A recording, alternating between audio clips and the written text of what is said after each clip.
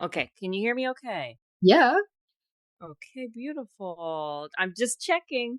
I'm just checking because you just got to make sure this mic is on fire. it is on fire. Woo.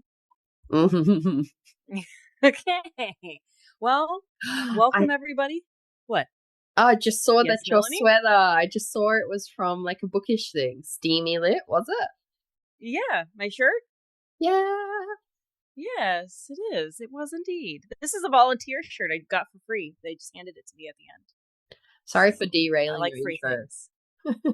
No, it's fine. It's fine. Welcome everybody to the Publishing Persuasion. I'm here with the amazing Melanie Schubert, my co-editor, contributor to Jingle These Bells, a throbbing quill uh, production. There she is in all her glory. Jingle these bells. Yes. So this weekend I was at Naughty Con, which is it was for Romance Bookstore Day. I believe I might be labeling that all wrong, but I was Naut- there. Naughty, like naughty or nice. Like KNOTTY, like a knot. Because I Naughty. yes, How yes. did you say it? Naughty, Oh, naughty, I got naughty, tripped up on your accent. It sounds like with the way we would say naughty, naughty. almost. Well, it's a play on the word, naughty and naughty. Yeah. Oh, okay, good. Yeah. Gotcha. No, it's naughty. It's very naughty. Oh, we're gonna do English accents then, love. I have a crumpet. That's all I Absolutely can have a crumpet with your biscuits, love. I'll give you a bit of gravy as well. That's very Downton Abbey. Very Yeah, I Downton switched Abbey. up. I went from one accent to another. She's completely inconsistent. She's diverse. She's diversifying her accents. That's what she's doing. She But is. anyway, I was at the BookCon and I brought a little like flyer thing for Jingle These Bells. And so many people were very excited about this anthology. And so, but my ding dong ass, I should have brought like a barcode Oh, or a QR code, I mean, so they could have scanned it. But I was so proud of myself for just printing something. I'm so proud. But now I know I'm going to get a QR code and I'll put it Yeah. on there for next time. So you could be like, also pre order it. But yeah, the ladies in line were very excited about it. Yes, I seem to remember you got like a bracelet or something. Yes. Somebody came and they had made a really cute, I think they said Romance Day, and then the colors were for Jingle These Bells. They were the colors of our book. That So blew my mind when you told me that I somebody would know. do that, and like it was a total random as well. I'm so Yes. excited for our like spicy bookstagram community to grow through this and like find all our little kindred spirits of all things. I was trying to think of something profound. My brain won't do it. You know? Sometimes it It's just won't okay. do it. You're too profound that your brain just couldn't even come up with Thank something. you. Thank you for knowing Yes. me and elevating me. That's what I'm here for. That's what I'm here for. But no, people are excited. And I was just chatting with the people in line and just telling them like Mm. we have been shocked by how beautiful these stories are and they're very diverse in the fact of like some are just like super sexy and then some are like very sweet and some are empowering and well they're all very empowering actually but like it runs the gambit so I'm really excited. Yes, I feel like we're gonna get the term profound smart trending. Because Yes. it is profound Yes. smart. It's like beyond just, yeah, you're right. Like some of them, I was trying to explain it to Phil the other day, and I was like, yeah, some are like, hot from start to end. We're just going for it, really hitting all the batons.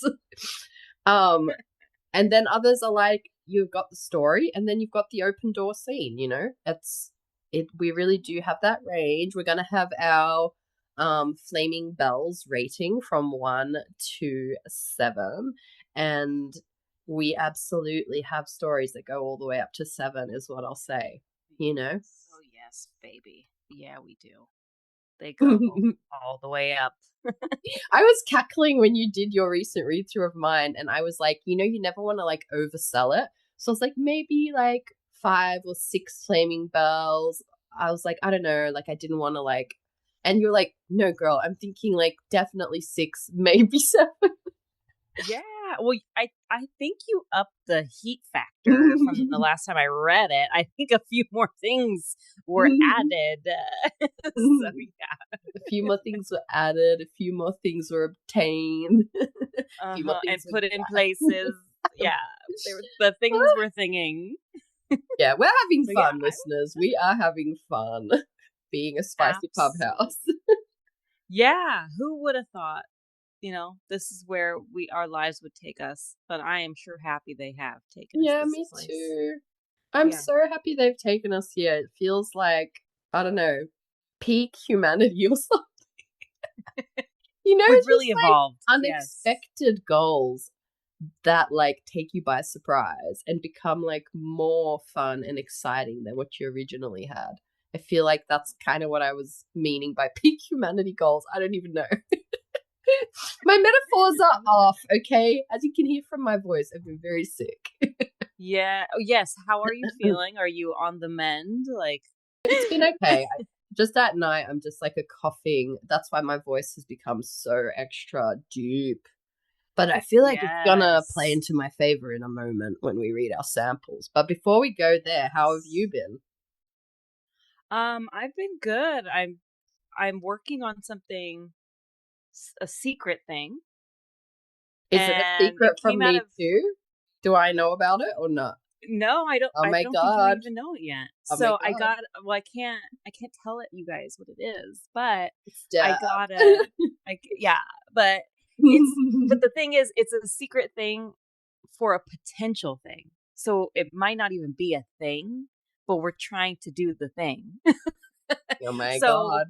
I'm writing a short story, a little prologue for Carnival Fantastico. So we'll see what where this takes us. Knock on wood, it takes us somewhere. But yeah, so working on that right now. Yeah, we'll see. We'll see because well, not because, but also I am doing well because I got physical arcs. My eyes are tearing up for some reason. I'm so emotional that they're here. Oh my Yes. god. Oh my god. That fucking author picture Yes. is so damn hot. Like you Thank you. looked beautiful in your other one, but this one is such a fucking slay, such a level up. She's like giving like very hot, very demure, very mindful. Yes, that's where I was going. I was like, I want to like look like I have a little secret today, Yeah. No, you I'm gave pulling like it. a secret. And maroon is Yes, your yeah. color. Maroon, Thank that you. color was like a slay for you. Thank So you. yes, I'm so glad you brought the attention to this because I want to know how you're feeling because yes, it's been a hot minute, a long journey. You've never gotten arcs before. Tell us. Tell us Yes. how this is feeling. Yes. Tell us about the journey to this point. Yes. Yes. It's feeling very good. Yeah, I still remember this day, the email I received in probably 2023 that I wasn't getting arcs for Sinner's Isle. Mm. I remember very specifically I was in my kid's bathroom scrubbing the floors when the email came in, and I just remember just like sitting there like on the toilet like I don't know if I cried or if I got just maybe a little teary-eyed. Because you like for me at that time I was like, oh, like that was the thing I was really looking forward to was like Yeah. getting the arcs because this is my baby book and dreams are coming true. And then I got the email from my editor basically saying that I guess it wasn't her call. It's like publicity or marketing made the call. Penguin Random House made the call that arcs for me, for whatever reason it was, weren't necessary, and that we were just going to do e-arcs. Mm. And I, like I always try to spin things and take turn the frown upside down sort of thing. But at that situation I was like, damn, Mm.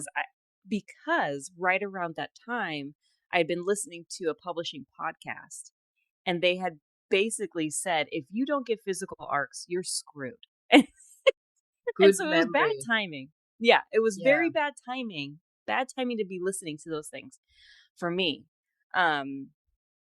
So in my head, it felt like a death sentence Mm. for Sinner's Isle. Like, okay, obviously they don't think that it's worth the physical arcs for whatever reason.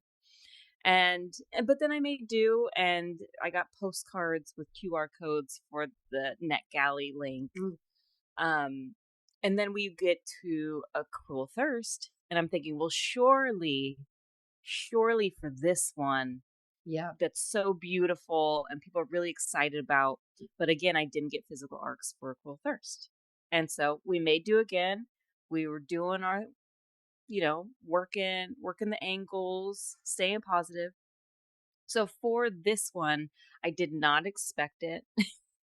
I was not going into it like planning to have arcs. I was going into it like mentally thinking, okay, I'm going to make it work again. Mm. But when I got the email from my editor saying like, hey, guess what? We get to have them. And here's the concept of what they're going to look like and blah, blah, blah. Like, what do you think? I was like, okay, like I don't know if I've done something right. I don't know if maybe they believe in this book a little bit more, or they just see that sales are going well, or I I don't know. I don't know what goes on in publishing's mind. I don't know what happens behind the scenes. I can only speculate. Mm. But I freaking have them, and they're gorgeous, and I don't know what to do with them. I have 6 of them, so I'm being like, Send me one. I know. I have 6 of them, so I'm being like a greedy, Yes, uh, you should. like troll, like hiding my treasure. I don't know. So I know I'm doing a giveaway right at this moment. And then I'll do one at like Steamy Lit when I go there, and like different conferences. But I have them. You have them, and yeah, what a glorious time for them to come. And I feel like I don't know, I'm just gonna say that I feel like publishers make a mistake by not sending physical arcs, because there's something about it's easy promo, because you have the book printed out. All that they're paying for is kind of the paper at that point, right? Yeah. And the ability to have like something physical and to use it for promotion, seeing It's the huge. author, that's huge. Like, you know, we were talking DMs about like when to promo and what to promo, but like one of the things I keep thinking about lately is like, in terms of like what do people want to see from us, I think when there's something to share, the people want to see it. If you're fabricating stuff to share, I reckon that's when it can get kind of like tedious for viewers. Yeah. But Yeah. you getting asked, oh my god, people gonna lose their shit because we're excited for you. The book is there now. We see a physical copy of. You know what I mean? Because I was Yes. curious. Actually, I wanted to pick your brain about that when we were talking. You were saying that you tend to go hard with promo before the book, but you feel like you should do it after. Yes. Yes. Well, I've noticed like for me, because I like peter out. I get so tired. Hmm. Like for me, especially Sinner's Isle in particular, but A Cruel Thirst too. Like I go so hard once I know the book is getting ready to come out, like pushing pre-orders, doing all of those things, that when I get to pub day, I'm over overworked myself, and I don't even Hmm. want to deal with it anymore. Um, or like I don't know if it's just like mentally where it's like, okay, it's out. I've done my job. Now let the readers do their Yeah. job. Like let them take it and talk about it if they want to. Hmm. Um, but but when you actually have a book that is for sale and that is available, it's easier to sell it because you could talk about it and be like, buy it right now. Like it is here for you to purchase. Um, so Mm. I think like for Carnival Fantastical, I'm gonna do my little promo. You know, I'll build it up as I go, like when I feel like it, and if not, that's fine. Or if I feel like talking about my other books, I could do that. But I don't want to put like this pressure of like go go go go go because Mm. it doesn't just end once the book is published. It's only just starting in a new way. So Yeah. so for me, I want to just like continue, you know, just build and Just keep going but not consistency. go hard. Yeah, a consistency where Yeah. before I feel like I went so hard beforehand that I just You ran stopped. out of steam. Okay, yeah, yeah, that makes Essentially. sense. So it's not that you don't think beforehand promo is effective, it's that you think not to put all the like not to burn yourself out promoting pre-release, to run it like a marathon and to like cuz yeah, like I again, I always think you're so hard on yourself. I feel like your pre-book promo has been insane, and I absolutely think it would have boosted things majorly. But I do agree with this that like um not putting that severe pressure you used to put on yourself to like fucking come up with like the world's most iconic ad every day to promo it Yes. beforehand, and then you did ultra Yes. burn out from that. So yeah, that's actually great advice. Yeah, I was just getting ready to scold you if you were being too hard on yourself for pre-promo, because I do think every bit of exposure is exposure, like Yeah. before, Yes. during, after. But you're right. If you use all your brownie points beforehand and burn yourself out, and then you've got, but like also, like you said, though, it does come at a point where like now the readers get to post and you get to like share their joy and be like, and like that's kind of one of the beauties. I love when I see like, you're like, you know, here comes Cinder's Isle with the flat lay in 2025. And it's like so beautiful. And I'm like, wow, someone found that book. So they're making that content for you now as well. Because realistically, as well, I really do think that posting about what you're excited about is what's exciting. You know what I mean? And so I think when you're building up to that Yes. release and you've been working on that, that's your raw excitement filtering through as well. You don't want to stop that either, but maybe some of the content you're inspired to make, you can post it a bit later or whatever. But yeah, it's No, that definitely a what you balance. said is key. Yeah, but what you said is key is like the excitement Mm, because I really do feel like readers and just anybody can see when you aren't excited, when you're burnt out. Even, you know, that's maybe it. we're good at faking it. We all are good at faking that, but like but they really can feel and see when you are super excited about something. And I Yeah, actually had somebody in my comments saying that like, "Oh my gosh, I can see how excited you are about these arcs." Because it's true. And and so I think your excitement bleeds into your posts and hmm, makes other people excited about what you're have to show them. Um and I think absolutely. that's also hard too because like Mm, when Sinner's Isle came out and you know like it found its readers but it wasn't necessarily like hitting the shelves, so my excitement kind of went down because I started thinking, oh no, maybe I didn't do a good enough job with the book, and so I mm, wasn't as excited because it was more of a imposter syndrome kicking my ass kind of a thing. So yeah, I learned with The Cruel Thirst is like to lean on again what readers are saying, what they're excited about, and that makes me excited. So when they're making fun of Lalo and calling him baby girl, like that's what I like feed on, and I'm like, yes, he is, you know. So yeah, yeah, it's about being excited and finding the things that really pump you up about your story, yeah. But that's the other which thing, is right? easy to do. Yeah. But that's the other thing, though. Like, maybe it's not like a bad thing that your energy shifted from that. Because it's not that it's because, like, you got more excited about A Cruel Thirst than Sinner's Isle, you know, and so Yeah, your energy, because at the end of the day, there's also a limit to how much you can, you know, if you were doing full Sinner's Isle promo, full Cruel Thirst pro, all at the same time, again, you'd probably find yourself burnt out. And yeah, I think we all, like if we're just doing promo reels, like you definitely feel it. Like I think if it's just like an ad, a lot of us do scroll by. Do you know what I mean? Like at a point, yes, if you open Instagram and it's just like one out after another after another. And I agree, you really have, your excitement is definitely coming through, and I feel like it's glorious.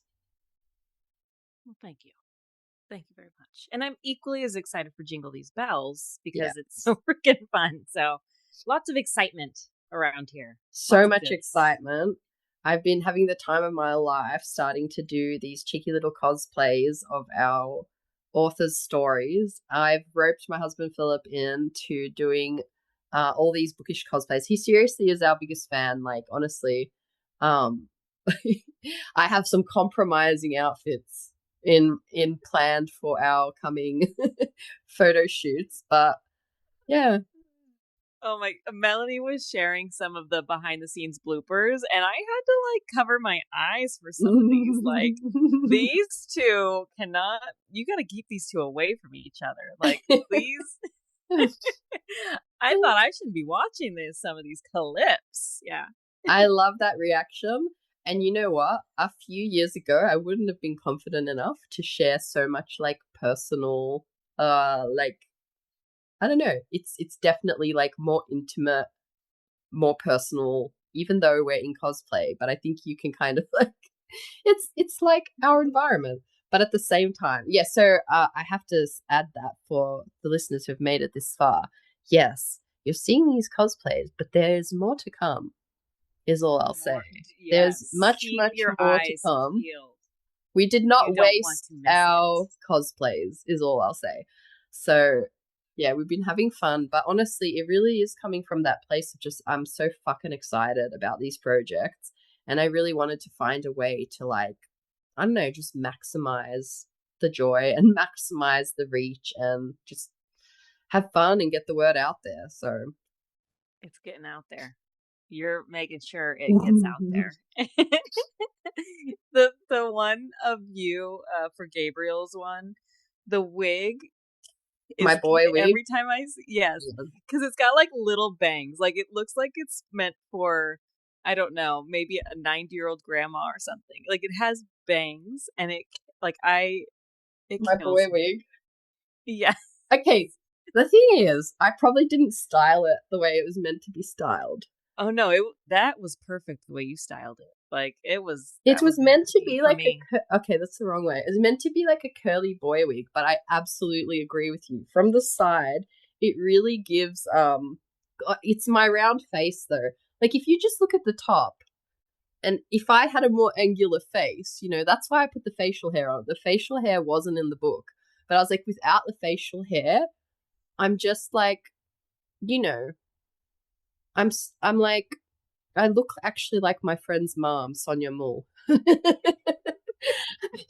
You know, it's serving, but it's serving Yes. like, you know, It's serving like 1980s mom, like in a TV show or yeah, something. I don't know. I don't know what it's serving, but it was serving. It was it was. serving me delight is what it was serving. It was serving me joy. It was serving joy. Speaking of joy, we have some more joyous samples to read We do today. indeed. We do indeed. Let me find mine. So I have one up from Haley. All right. This is a longer one, but I felt like I wanted the context behind it. Do you want me to go first? Sure, yes. So I've got Christmas Traditions by Haley Wenger. Here we go. We reach the building and I snag the bags back from Owen, but he's right there next to me as I speed walk to the kitchenette connected to the employee break room. Yeah, on second thought, I rescind my apology. I still want to talk. Great. I shove the door closed behind me and dump out the contents of the plastic bags. Then I scramble in the cupboards above the stove for a few good-sized serving platters. He side-eyes me as I work, chronically in my way. We slept together last year. Oh, okay, I guess we're going there then. An itchy discomfort crawls up my skin, and I squirm against it, desperate for some space to think clearly. My back still turned to him, I mumble. Yes, I'm aware. And tonight. Let me guess. Tonight, you were hoping for a repeat? Safe to say that's not going to happen. Tonight, He forges on with an eye roll as I sneak a glance backward, has me thinking about where we went wrong and we, I ask over my shoulder. My brows shoot up as I clumsily rip open the jars of frosting and scour the drawers for a knife. Fine. Me. He amends. Tonight being the holiday party, again, has me thinking about where I went wrong the last year, and I think it's this. I turn hands on hips to find him in my space, his arms caging my body against the counter, his hips pressed against my stomach. Oh shit. His mouth hovers over mine, but it's not a kiss. It's not really anything, and it's wildly unfair how much this nothing makes my body hum. Whoa! I was entranced right now. I was just listening. You're very good at reading these. Aw. Yes. They're very good stories. I have so much fun reading them. You should. Have you ever thought about becoming an audiobook narrator? Because I have thought about it, but I don't know what you have to do it. I don't know either. It's funny because I just saw like Penguin Random House post about like learning how to do it. Really? Like they're something like that. So I should look into it. I've definitely thought about it more than jokingly, because I do love reading aloud. And I have been told my dulce tones are pleasing to the human ear. Yes, you should do it, honestly. I just don't want to put too many stoves on the cooktop creatively as well. True. So I just, right now, my focus is full, but it's something I keep cooking away in the corner. If the right opportunity came up, I'd be there. I keep my eyes and ears open and follow the energy, you know? Follow it, yes, because you've got the voice. Thank you. Oh my god. Yes, keep the compliments coming. I'm living. Yeah. What else can I say about you today? I don't know, but if you, whatever else you say, can you say it in your Montoya brat girl summer voice? I love when you do your salty brat voice and you just say, oh my god, I didn't know. It fucking slays me every time. I don't even know. You've got me flummoxed. I don't even know if that's a word. I'm flummoxed. I'm verklempt. I don't know. It's just a natural. It just comes out naturally. Okay, I'll have to just wait for the natural moments. Just let me know when I'm doing it, and then I'll do it louder for you. Oh my god. Now read the spice in that tone. Yeah. Okay. I have Cold Hearted by Robin Alvarez, which we've already done, but I think we're looping around where we've done. Yeah, we're looping around. So, and I can't even remember what you read. I think you read about Hollis. Yeah, we were in the bath for mine. Not the bath. Yeah. The hot spring. The pool. The hot springs, yes. Okay. This is right after our main character gets transported into another realm. Who are you? I pull my coat tighter around me. This elf is nothing like the cheery little elves from Christmas movies. I'm incredibly aware of how adult he is. My gaze flicks from the bulge in his tight pants back to his eyes. It was only a second, but it was a second too long. His brow lifts, and I'm no longer cold the way my cheeks burn with embarrassment. Prince Silas, he says, with an air so regal that even without him saying his title, I wouldn't have questioned his station. Walk with me, Willow. Joy is on the way. So fucking hot. I almost picked that bit to read last time as well. Oh, you did? Yeah. It's a very David Bowie in Labyrinth moment, you know? Oh yeah. I was reading something about that the other day, like that they knew those pants were too tight, but they also knew what they were doing. I have to look it up again, the article, but you know, I feel like that's that was not by mistake. That was by design.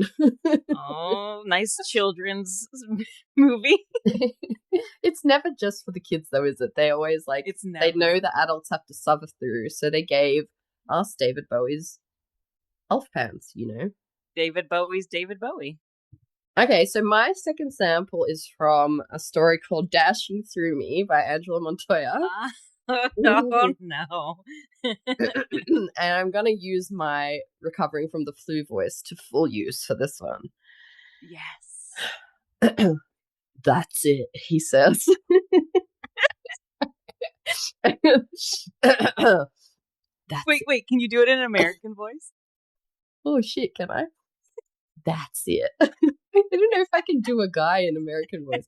That's it, he says. Oh, I can't stand to hear. I can't stand here and okay, watch you you can do shake anymore. Okay, I'll be quiet. I'll be quiet.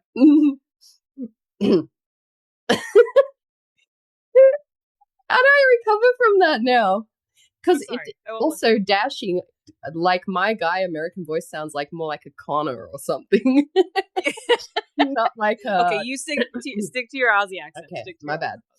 Aussie accent. That's it, he says. I can't stand here and watch you shake anymore. He scoops me up. I yelp, but do not argue. Truth is, I'll need this snow monster if I intend to survive the night. We move deeper into the cave in silence until we reach a bend in the tunnel. My eyes widen with surprise. We've entered a cavern filled with glistening stalagmites. They shine gold and green and red. It's like we've been shrunken down and transported to underneath a Christmas tree. I stay here whenever the storms get too heavy, he says in my ear. More chills erupt over my body, but this time it's not from the cold. His breast, I'm choking on my own saliva. His breath is warm against my cheek. And yes, I was right. It smells like peppermint. He sets me down and I start to shiver again. I just do a little shimmy for the readers who aren't watching. A little pouty shimmy for our main character. He eyes me with concern. The only way to warm you up is to take off all your wet garments, he says. My brows rise. I just met you and you're already trying to take off my clothes? He balks and I chuckle. I'm only teasing, but I'd at least like to know your name before I get naked in front of you. My name is Dashing, he says. I meet his glowing eyes, and I can imagine them lighting the dark as he dashes through the snow. It fits you. Ooh, yes, the reading. The story.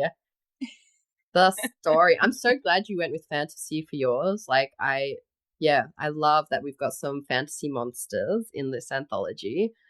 And I had to have him. we had I to had to have have my guy him. dashing. Yes. Dashing. Do you have one more? I do. Do we Mm. have time? Do we have time? Oh, I don't know if we have time. Let's do the Oh, bio first, and if we have time, we'll add it on. okay. To our amazing guest today, the absolute superstar that is Ivy Marie. About Ivy Marie.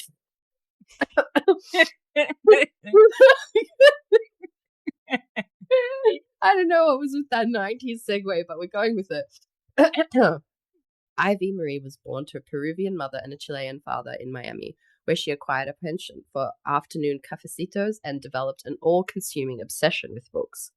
Her writing ambitions began behind her grandparents' computer, where she spent her childhood crafting spooky and fantastical short stories. When she's not writing, you can find her rock climbing or watching atmospheric YouTube videos with her dog, Mr. Darcy. Immortal Consequences is her first novel. Mm-hmm. An instant New York Times bestseller, if I am remembering correctly. So, yes. And the book is gorgeous. I'm not gonna lie. I need to get Yeah. a copy. It's so freaking pretty. So, It's just feeling it. furthering your witchy brand. The number of times you've picked a guest and they become like an instant New York Times bestseller, I'm just like, you're kind of a lucky charm for a lot of I people. think So, so. Yeah, you know, I think so. I think I probably made them bestsellers, I'd you say know?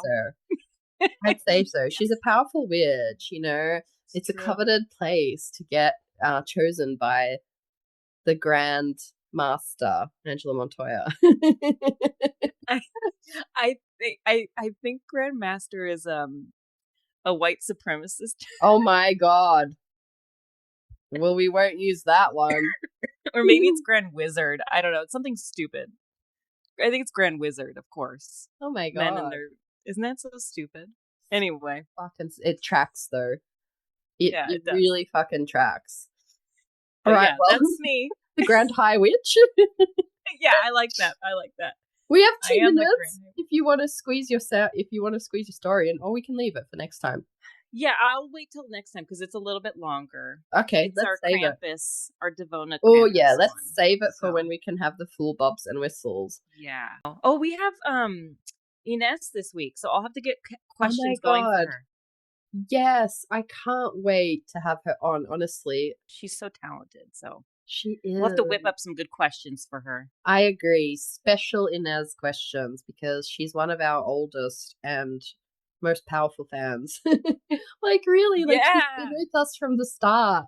I think I'm going to be Yes. emotional when she comes on because she's really, really rapidly supported the podcast from day one. And I think without people like her, like some weeks she was the only one, commenting and boosting and I think, yeah, I'll never forget those early people who just like support you when you're Mm-hmm. just starting, just nothing.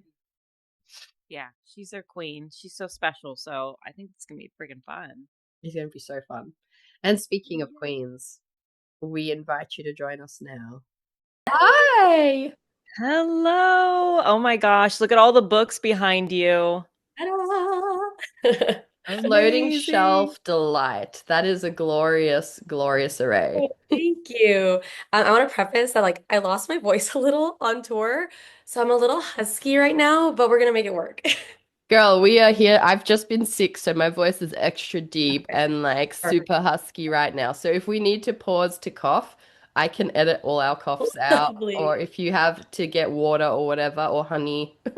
Okay, thanks. Yeah, no, I was like texting my agents and I was like, I had gotten a cold on tour and then like Mm. lost my voice. And they're like, this just means you're like officially an author because like this is classic. Like, of course you got sick and lost your voice on book tour. I'm like, okay, cool. Yeah, you know you've been putting in the work, Yeah. and you really have. Like you have been everywhere. Oh, You've been on the television. I was on the Like you've been television. Oh you've been my everywhere. God. Tell us about it. It was a lot. It was a Yeah. wild experience. Yeah, Mm. it was bananas. But honestly, the people at Good Morning America are actually the nicest people ever. Like they were every single person who worked there was so incredibly nice. It was like it made the experience that much more comfortable, you know? Oh That's my so cool. God. Good Morning Yeah. America sounds kind of major. Being an Australian, I don't have like the full scope, but I feel like it's Sure. major. That sounds major. Yeah, it's national television, so it's like, a lot. Yeah. Oh my How God. how were you freaking feeling? Like what's the difference from like being on social media, doing the Mm. things, and then hello, you're on national television? Yeah, I mean, like I'm actually like not a natural public speaker. I have like a lot of public speaking anxiety, which I'm Mhm. learning to have to like get over swiftly. But so yeah, I was terrified, honestly. But I had a lot of prep before. Like I had Mm. Comic-Con and like a Boston event, my LA launch event, a Huntington Beach. Like I had so many like little kind of things leading up to it that I think helped kind of boost my it's like public speaking is like any other like muscle. I feel like the more you use it, the easier it gets. Mm. So yeah, I felt like a little bit more prepared, but honestly, it was just like a combo of having like my people there, like my publicist was there, my agents were there, my boyfriend was there. Like I had like a good like crew with me the day of, so I could like just get all the nervous energy out. And then like, yeah, like literally the hosts were actually so nice. Like they instantly were like just trying to make me feel comfortable and welcome. So I was like, okay, I can do this, I think. Yes. You killed it, honestly. I like watching the video back. Well, and first of all, you looked amazing. The outfit, the hair, the earrings, everything was on point. You were on fire. So, congratulations, honestly, on everything. Like, are you at the tail end of touring and doing all the things or I'm like done. good? So yeah. I'm back home now so I can like rest and relax. Mm. Um, I'll have like little things here and there that come up in the next few weeks, but that big kind of back-to-back events was that week. And yeah, now it's just waiting for copy edits on the sequel and working on other stuff. But yeah, I can like relax. Oh my Nice. That's God. amazing. Congrats on everything, honestly. It's been really fun to watch your journey um to becoming a New York Times bestseller. Like, hello. Yes, That's bananas. amazing. So Thanks. congrats literally on everything. The book is stunning. You were stunning on screen. You're killing it. Thank you So so much. I well appreciate it. done. Yes, well freaking done. Okay, well, we'll get into, I mean, we just yapped already, but we're going to get into our hard hitting questions Okay. right off the bat, which is our favorite one, which is what is the strangest thing you own? The strangest thing I own. This is like not even that strange, but I think a lot of people don't really have any anymore. But we have an extensive DVD collection. Like Oh, I'm talking like 300 plus 4K Blu-rays in a closet completely dedicated to physical media. So I do feel like that's strange nowadays. So yeah, I would say that.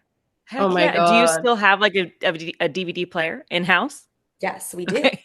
We have is primarily my boyfriend's like he's really into physical media. And I guess I am too in my own way, like, with books.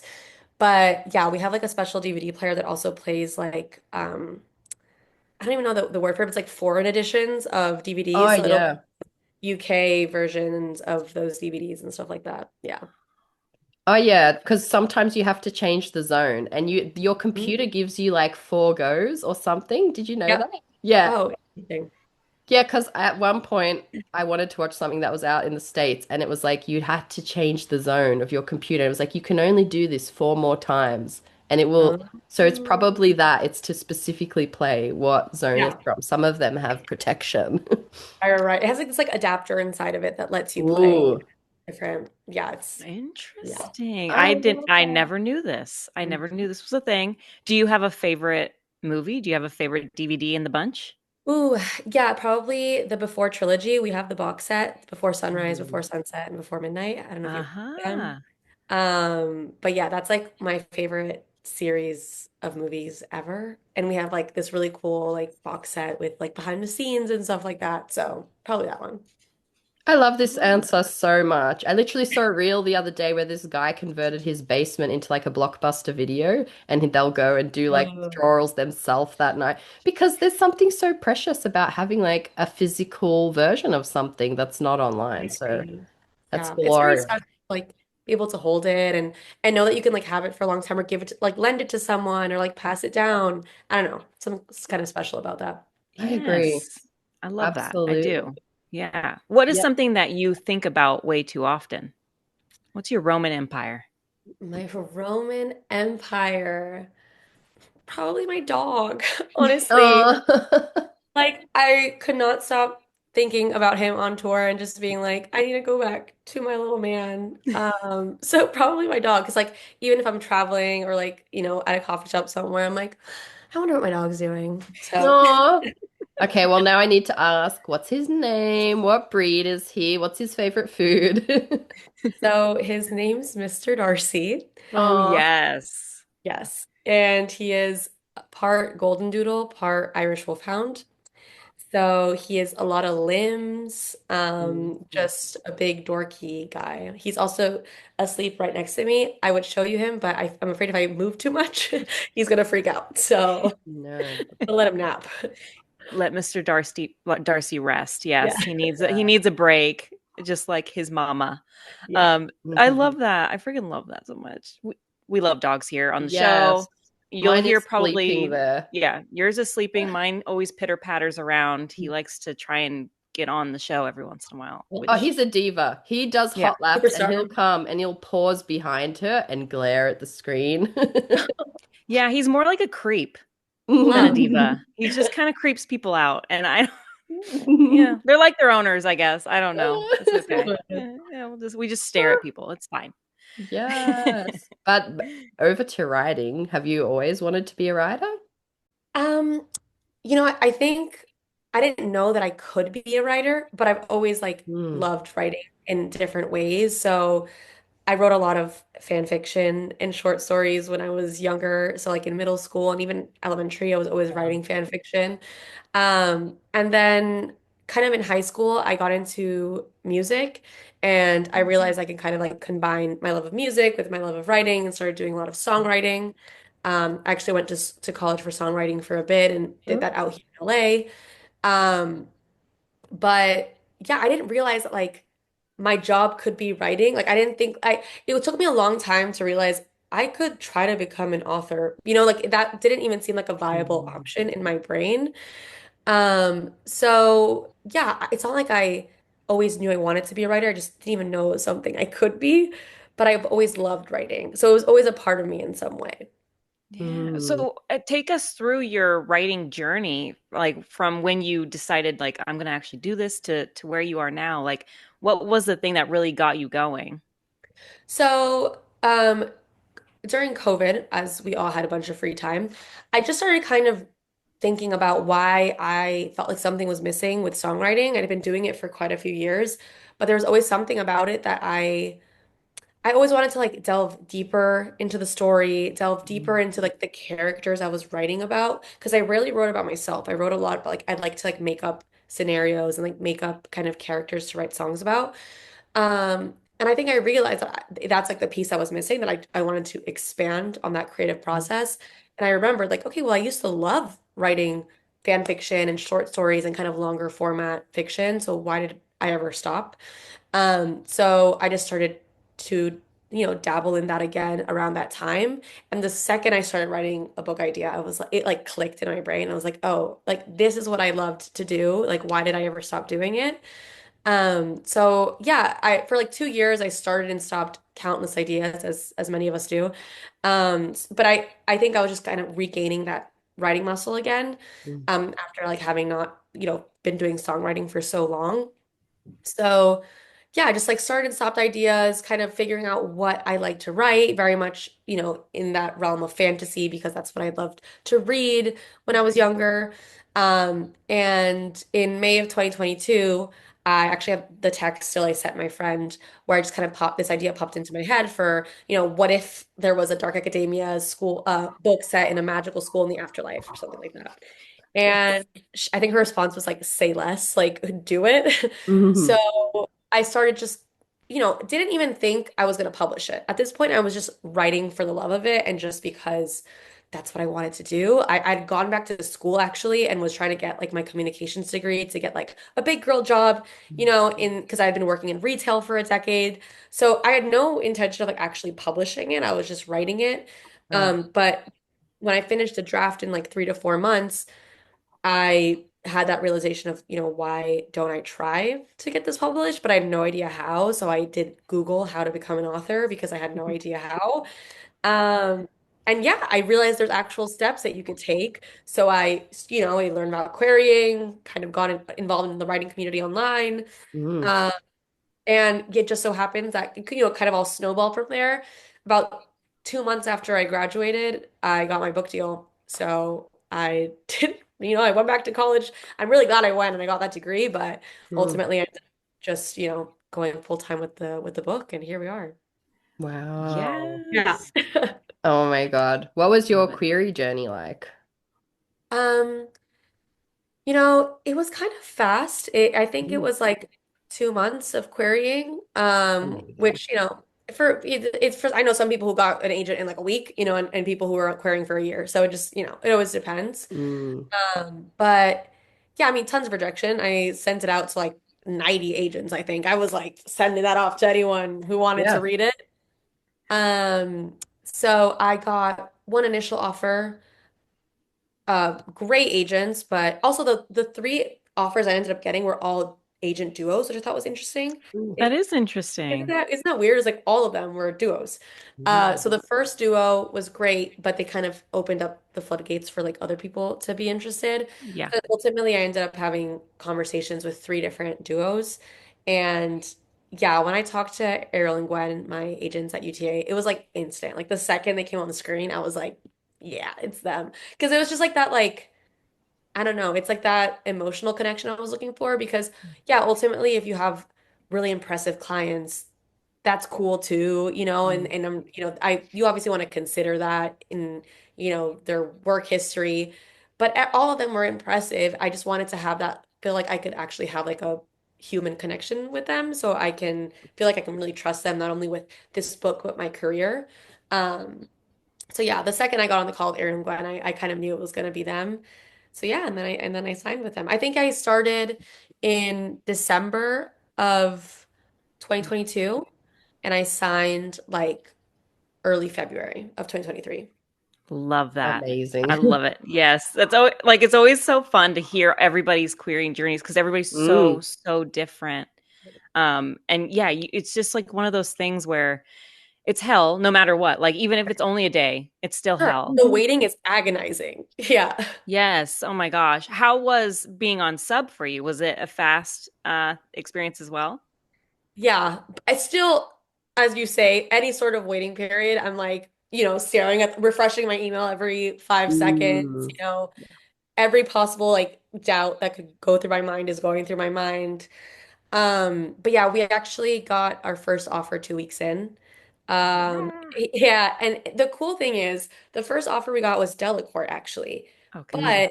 But, my agents were basically like, look, great offer. We love them, but we should basically be like, pause. We need to like get back to everyone else. And in my head, I was freaking out. I'm like, what if they like don't want to work with me anymore? Like we can't say no. Like, what if this is the only offer we get?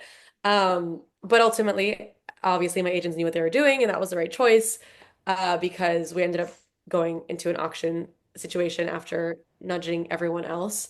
But ultimately, the people who gave not only like the best offer genuinely, but also my best editor call by far was with Lydia. So it actually ended up being that we still signed with Delacour anyways at the end of the auction, which was awesome. I freaking love to hear that. I love it so Yes. much. I love that you went to auction. It's such a wild experience as Oh yeah. well. Like it's one of those I think like whirlwind Mm. things that just are out of body experience. Is there anything about publishing that has surprised you so far? Yeah, I feel like a lot. Yeah. But I would say mostly I would like for me, I guess I didn't realize, and I think a lot of people, especially like readers, don't realize like how little control authors have a lot of the time. Hmm. Mm. And like like different facets of publishing. There's just so like the publication of a book is so much more than just the author writing it. There are so many people involved, so many hands that are involved in the creation of a book. And I think not having control is both a good and a bad thing. So like obviously there's gonna be times where you're like, ugh, like I really wish I had more of a say in that, or like, I ultimately have to just let them make this decision, and that's a bummer. But I do think sometimes like you don't want to be in control of certain things. I'm like, great, you're gonna deal with this for me. Awesome. Like I'm gonna keep Mm. writing while you do that. So I do think there's like pros and cons to it, but I think being mentally prepared for just how much of a collaborative process it is, and how a lot of the times you just won't really have a say in certain things, and you just kind of have to roll with the punches. Being like emotionally, mentally, physically prepared for that is Mm. is something that surprised me, but now I'm just, I get it now. Mm. What do you think like carried you through those parts? Oh, I mean, have like I always say, it's so important to have some sort of like support system that goes Mm. obviously like your friends and family, but like someone who gets publishing, Mm. because you need to be able to like have those conversations with someone who like Mm. gets it, you know? And I never say you have to have like a big group of writing friends, because I don't think that's like realistic either. But even just like one person that you can talk to, like for me, that's my friend Veronica Bain, Difficult Girls, great book. Everyone should read it. That's my plug right there. Yeah. Um, yeah, just having like her throughout the process of being like, you know, am I crazy? Like, what is going on? Like, what do you think of this? Like, is this normal? Mm. Did this happen to you too? Just having someone that you can just sell it, like, not only like celebrate the wins with, but also be there for your lows and all of the confusion in between. That was, yeah, extremely helpful for me. Mm. Yes. Oh my gosh. The is this normal is a question Yeah. I've asked so many times. Yeah. Have you gone through this as well? Like, is this something that we should be doing? Yeah. And I think it's so interesting. Like when you get into publishing, like there's so much that you just don't know Mhm. that happens behind the scenes and that is happening beyond your control. And you don't even know the things that are going on until they've already happened. And it's like I was at, a book convention. What is today? I don't remember. On Saturday. So I was at a book con on Saturday, and an author had she all of a sudden she was like, "Oh my gosh!" She's like, "The my cover is different." because the bookstore had brought Oh, in her wow. books, and she was like, "My cover is different. Does this mean like we're in a second print run?" And she was like, "Well, it would have been nice if they told me this, but here we are, you know." And so it's just like publishing is so freaking weird, you know. It's just like, yeah, is this normal?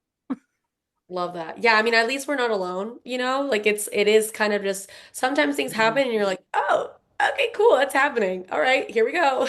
You just Here have to we go with go. it. Yes. Well, and obviously, so many great things have been happening for you. So I'm sure it's like a whole adjustment in life of like, okay, here I'm taking the flight. I'm off Yeah, to New York. I'm doing the things. here I go. Yeah.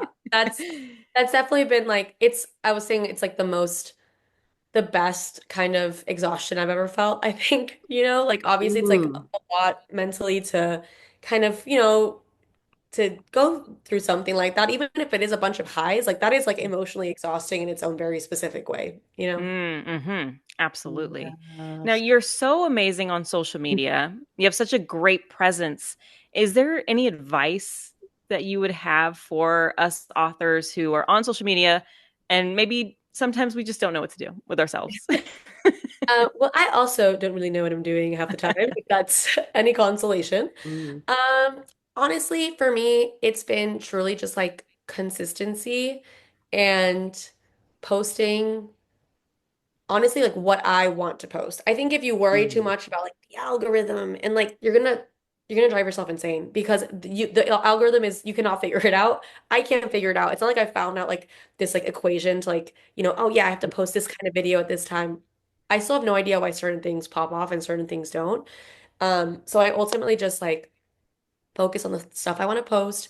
I do notice patterns. I'm like, okay, there's like certain formats like my readers really enjoy, less so the algorithm.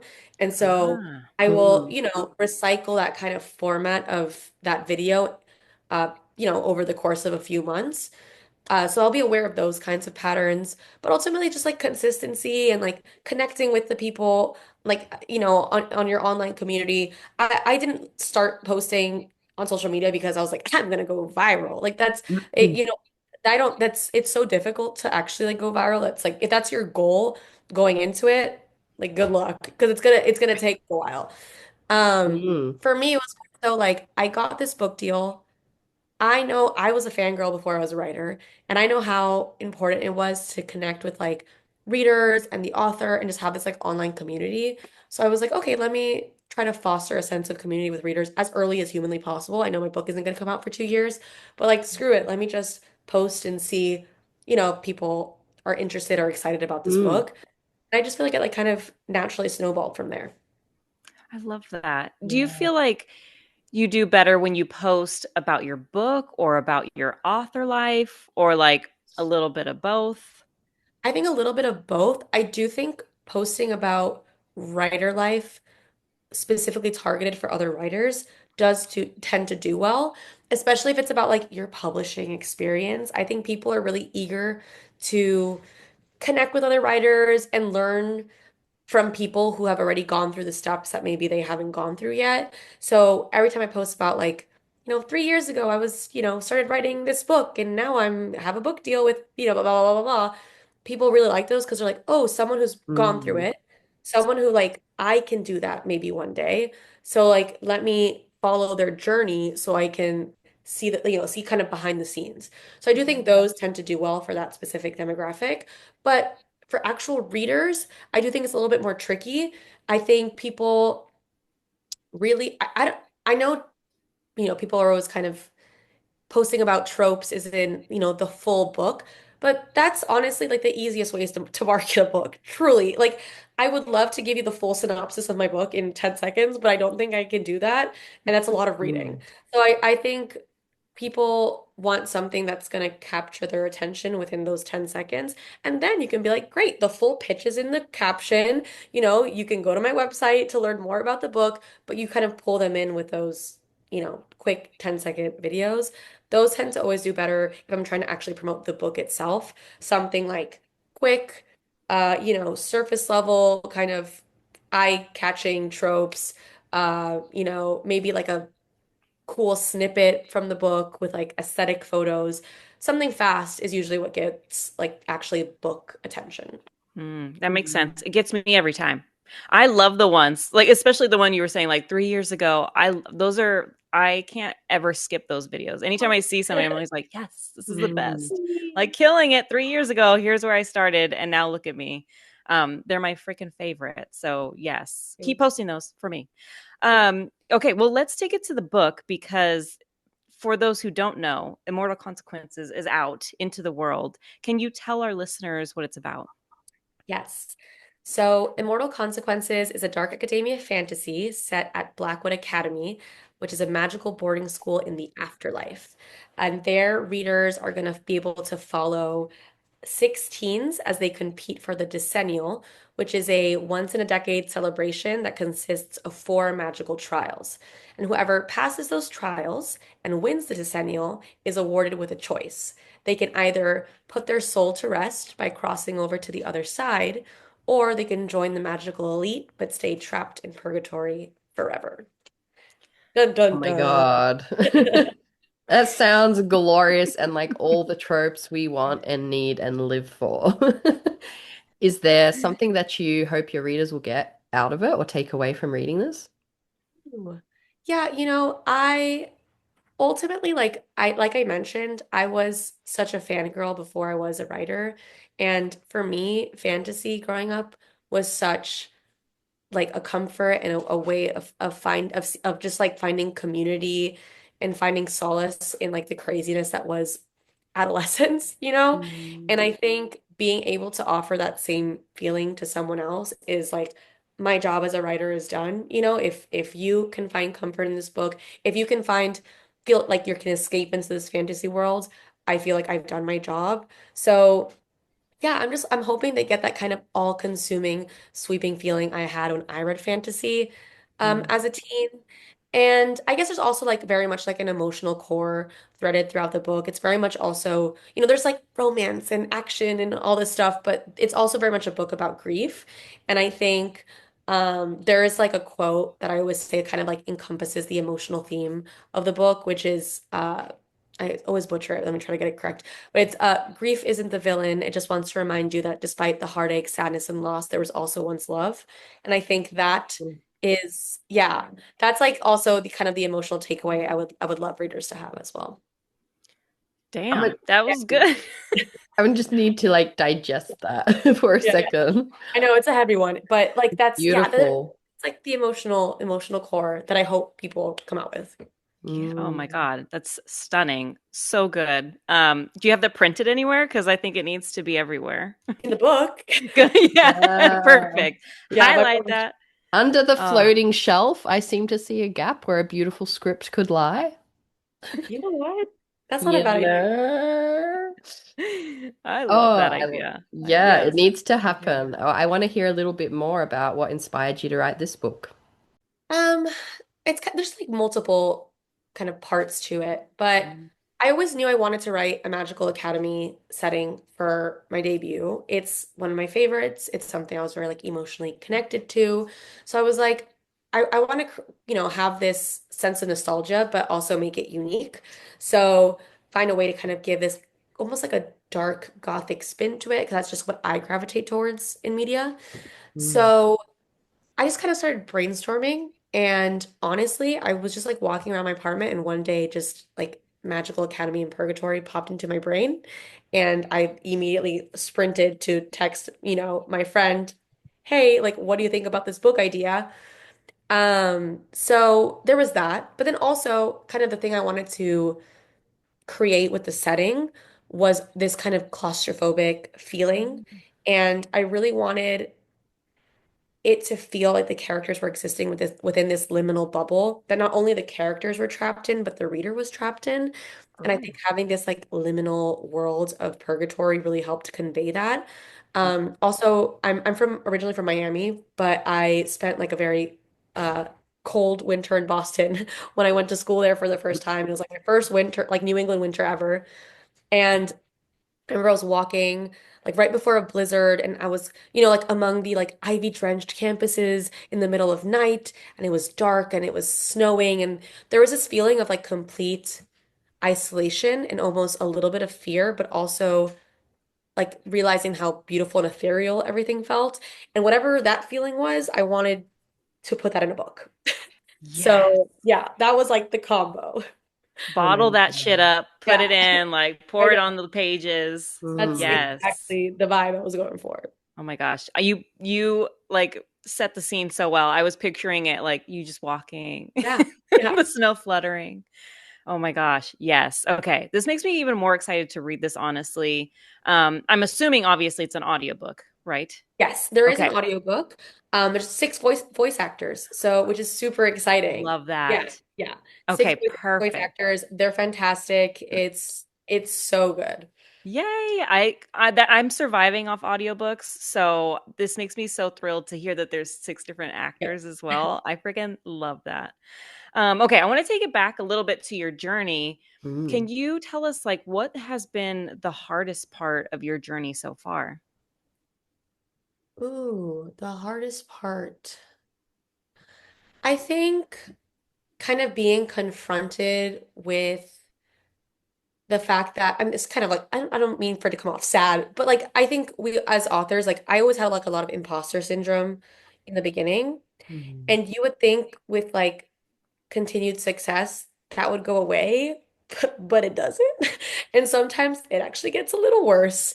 So I think that has been something I've had to deal with and like kind of work through of being proud of my work because I obviously am and I'm very proud of this book and I think it's good and I'm excited that readers are finally have it in their hands.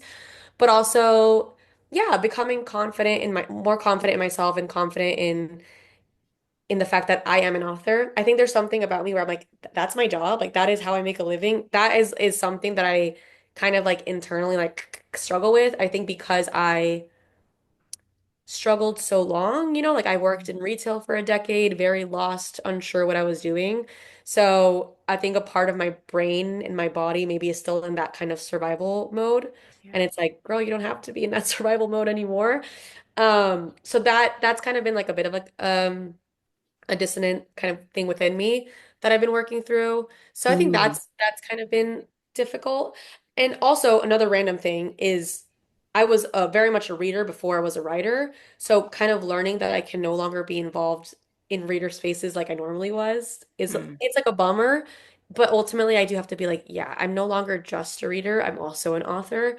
So having to like kind of remove myself from those spaces is something that's like a little bit like a mourning. I'm like, oh, like that was like reader me. But yeah, I'm like have to like step into author me too. So Mm. it's like a lot, but that No, that was perfect. I appreciate you sharing both those things. And I think it's something that a lot of us who start to do this as a career can resonate with. Like that imposter syndrome, even when you're doing your best stuff, it really does chase you. And like you said, it can get worse. And the sacrifice of like your reader life, it's something I yeah, think none of us expect as well. Because you're like, oh, I'm going into the world of books. I love reading. I'm right. gonna read more. But no, there's like so little time and mental space sometimes left to read that, Totally. yeah, it's definitely, I appreciate you sharing that. It's so real. What about the most rewarding part of things?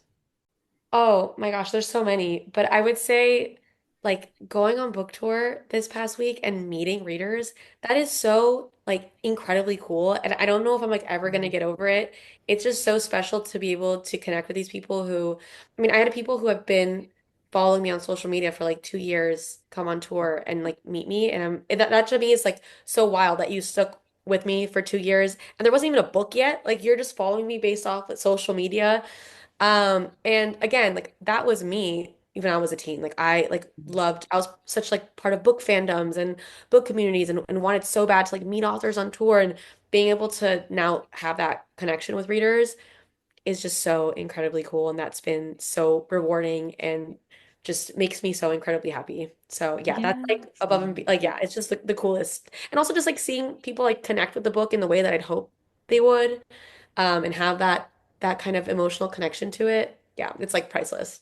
It's Mm. beautiful. And just knowing like people are traveling sometimes even to see you. It's so touching. And so yeah, I love that you're getting to meet your readers and you will continue to throughout all of the fun things that you get to do.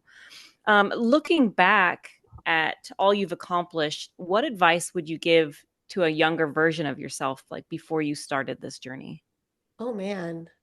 I would say I feel like there's so much I would say to younger me. But I would just say, write what you love because there are certain things that I think ultimately you can't please everyone. And I think as long as you write what you are wanting to write at that moment, you can drown out everything else and you're going to find your readers and you're going to find your community and the people who like connect with your book. For instance, I did doubt for a bit of making this a multi-POV book just because I know it's so like people either like love it or people like hate it. They're like, oh, this is too many points of view. Like I need one, and that's fine. Like everyone has their different opinion. So a part of me is like, this might be like kind of controversial if I do 6 points of view, but from the beginning, I knew that this book needed to be 6 points of view. I knew that these characters were all equally as important to the story and needed to be included for the full series arc to be told in the way that it needed to be told. Mm, So I just had to like listen to my gut and listen to, Mm. you know, just what I knew was right for this book. And like everything else doesn't really matter. yes. Oh my gosh. Yes. You listened to your gut and it paid off. Okay. We're over here looking at your beautiful books. So the gut does not lie. You're She good. did well. She did very, very well. Yeah, I see we're down to our last like few minutes. So what's next for you? I'm assuming you're resting and Really, then working. I need to rest my voice is Yeah. number one. Yeah, I'm resting. I am gonna start working on copy edit soon for the sequel, which is super exciting. Um, Another thing maybe I'm working on that maybe will Okay. be talked about soon publicly, but for now it's just this thing I'm working on. So yeah.